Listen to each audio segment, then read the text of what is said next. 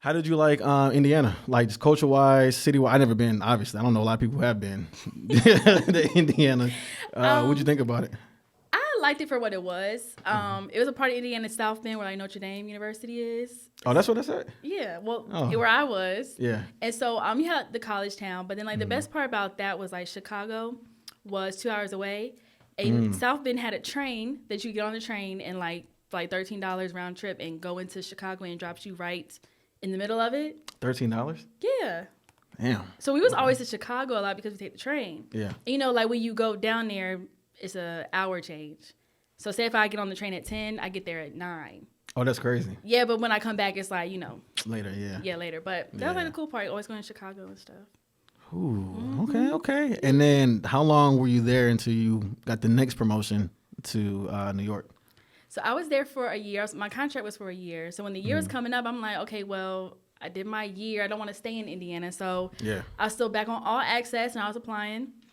And the station in Albany was on there. But see, I applied to Albany 2 times already, like while I was in Indiana, and I never heard anything back. And so I was like, let me just try one more time. So I sent the same email, same message the third time. And that program director responded back immediately and was like, can you do a phone interview and things like that? And they ended up like flying me out to see things. And then like and they would talk more and I would come back. And yes, I was like, well, yeah, I'm gonna go to Albany. I was like, I'm in New York, you know, it's upstate, but I'm in New York. Yeah. So I'm like, okay, the next step would hopefully be like New York City. So that's why I kind of went to Albany. How far is that from? It's like a 3 hours drive. Okay. From Albany to the city? Yeah. Yeah, like 3 hours. All right. I've never been to the city. Did you go a lot? Here and there. Okay. So yeah. Okay. And then again, consistency. She ain't stopped there. A lot of people would have settled. They would have settled in Albany. You know what I'm saying? Start a little family or something.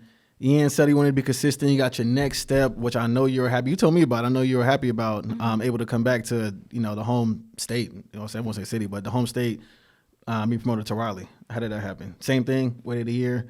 No, so I wanted to stay in Albany because I was like so focused on like, okay, the city is next, and I'm like, I'm good, right? Okay. So I wasn't even looking at like no other stations, no nothing, and I wasn't really I was on a contract in Albany, so I could have like left or whatever.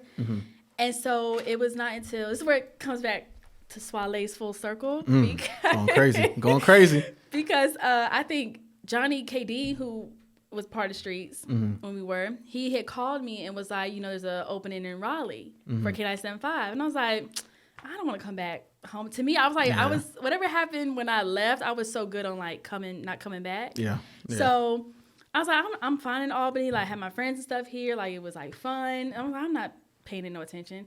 And he was like, but so-and-so's going to be the boss. And then like, people this and this. I was like, it was a Radio 1 with a bigger media company. And I was like, come on now. I was like, I just moved into a new apartment in New York. I was like, it makes no sense. Like, why would I leave? Yeah. So then I was like, you know what? I'll do the interview just because, like, just see how it goes.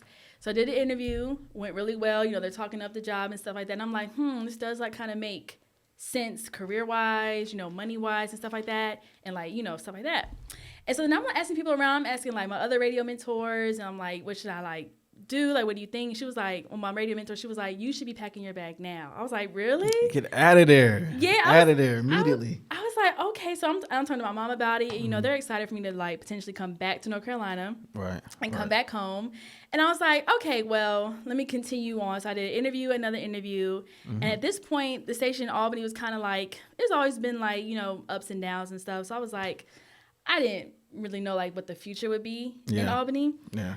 But then I was like, I don't know if I get Raleigh either because it was at that point where all this stuff of like George Floyd was going on and, like the protests and stuff. I'm like, they're not going to bring a white girl to a hip hop station in the Bible Belt. Like, it's just not going to work, right? Yeah.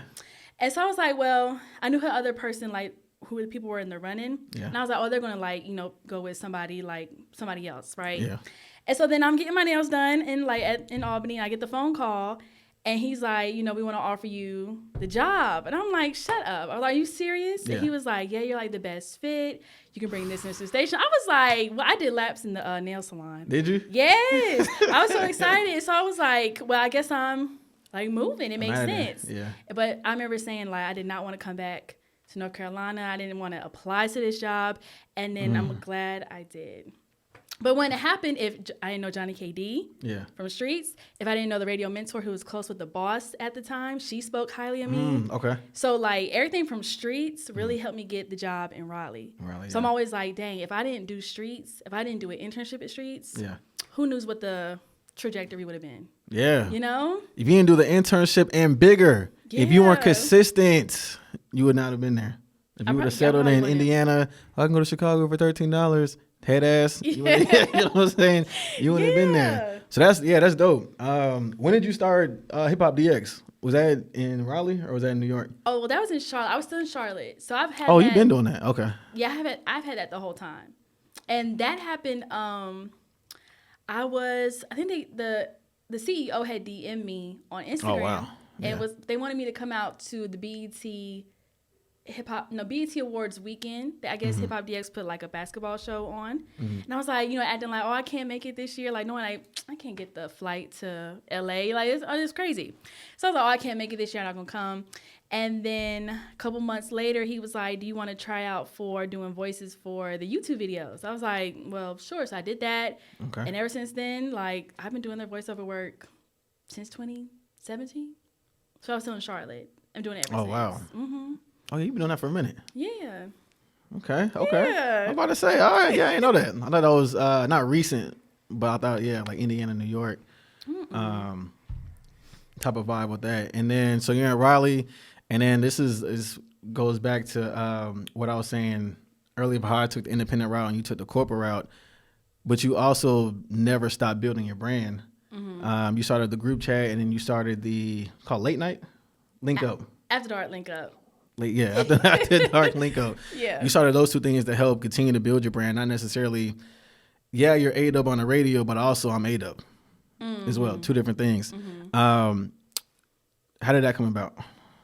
Both of those. So group chat started when I was in Albany. Yeah. And at first it was just like posting a question. I needed a discussion type for my radio show. Mm-hmm. So I put it on Instagram story to get discussions going.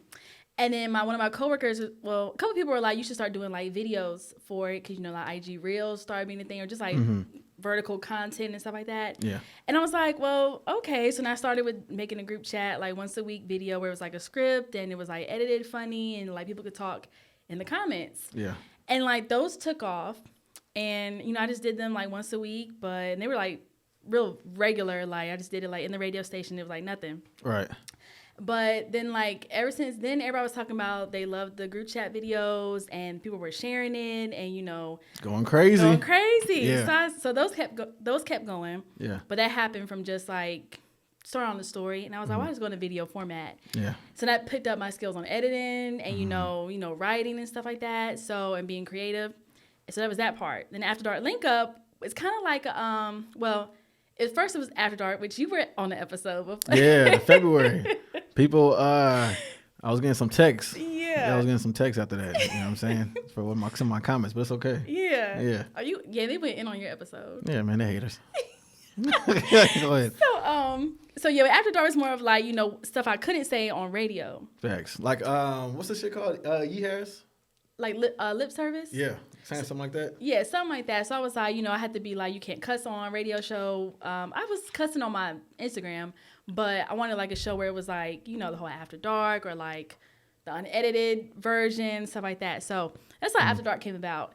But now After Dark Link Up is the more steady part of After Dark because, the first After Dark was like in somebody like storage studio. Like it was like really hood. I was there, man. Why do I always get the hood stuff with you? I started the streets. Yeah. Then he put me in a goddamn bathroom closet. I don't know where it was at. Yeah, so now we picked like a space downtown Raleigh. I have a co-host now. Shout out to Stacia. And then we got Quan Vuitton doing the camera work and stuff like that. And it just looks more cleaner. The audio, we can work on the audio, but audio getting better. The guests have been good. The content has been good. So, yeah. That's who I did an interview with him, right? The Quan dude? Yeah, Quan came on your show. Or you? I went on his show. Yeah. Well, you went on his show? I think, because it was that same weekend. Because I think I did his, yours, and then the other dude. He never dropped his shit, but we ain't gonna talk about it right now. You were as a guest? Huh? You were the guest? On everybody's show? Yeah. Oh. didn't know that. It was like because he did the interviews where he had like the yellow screen. Oh, yeah, that's him, right? yeah. That's him. Okay, yeah. Who was the other person? The dude who had the janitor closet with you. Remember, he was next door. Oh, he didn't drop that? No. Oh. It's been 2 years. Hey, man, it's all right. You ain't got to talk about it. No. But, okay, that's dope, though. Like I said, I think, and this is advice for everybody, just in general, too. You got to keep building your brand up. So, for you, you can leverage that.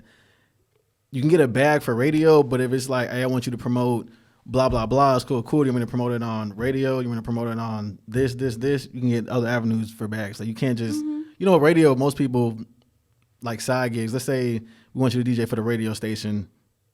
I probably won't post that because it's like, here's $50. But it's like, cool, we want you to post it on Elevator Radio, Elevator Days, It's like, okay, different bags. Cool, I need 50 for that, 100 for that, 100 for that. So now that since you're building your brand up, that's good. That's dope. Yeah. Thank you.